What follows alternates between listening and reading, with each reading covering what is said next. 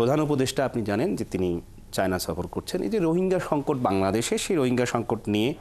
চীনের একটি বড় ভূমিকা আমরা বাংলাদেশে যখন রোহিঙ্গা সংকটের সমাধান বিষয়ে আসে তখন চীনের একটি বড় অংশ জুড়ে আলোচনা হয় এবং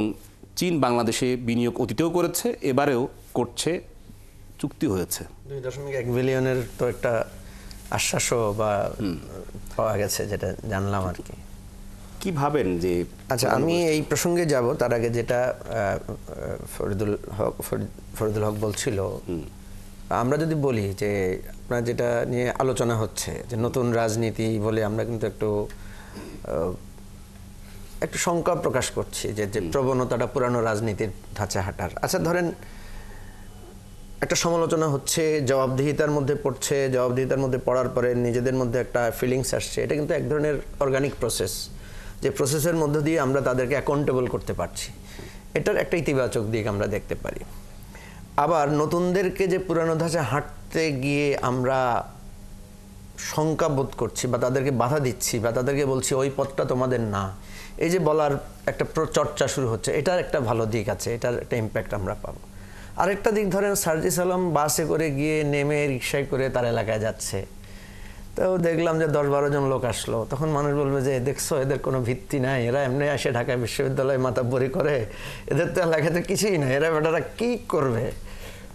এটার একটা দৃষ্টিকোণ থাকতো যদি সে তার পুরানো ধাঁচে যদি এলাকায় যেত। তো অর্থাৎ আমাদের এই সমাজটাকে আপনি হঠাৎ করেই বদলে ফেলতে পারবেন, হঠাৎ করে বদলে যাবে, যেটা সার্জিস চিঠি লিখে তার আরেক রাজনৈতিক সিনিয়র সহকর্মীর যে ডায়লগটা আমরা দেখেছি, এখানে কিন্তু একটা টানাপোড়েন আছে ভীষণ রকমের। যদি কেউ যায় এলাকায়, ধরেন আমি দেখলাম যে আক্তার হোসেন গেছে আপনার ভ্যানে করে, অনেকে সাধুবাদ জানাচ্ছেন, আমি জানি আক্তারকে আমরা দুষ্টামি করে বলি যে সে গরিবের ভাষা নেই, রংপুরের মানুষ, হ্যাঁ ভাষা নেই, কিন্তু আমি মনে করি এটা তো এক ধরনের কৃত্রিমতা আছে কিনা, যে আমি একরকম দেখালাম রিক্সা করে যাচ্ছি, পায়ে হেঁটে যাচ্ছি।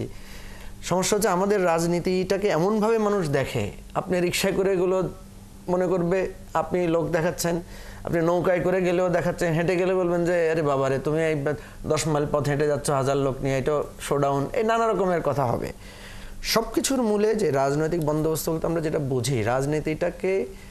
অত কঠিন জায়গায় না নিয়ে সঠিক জায়গায় আনতে হবে, যে গণতন্ত্রের চর্চাটা আছে কিনা এনসিপিতে, জবাবদিহিতাটা আছে কিনা,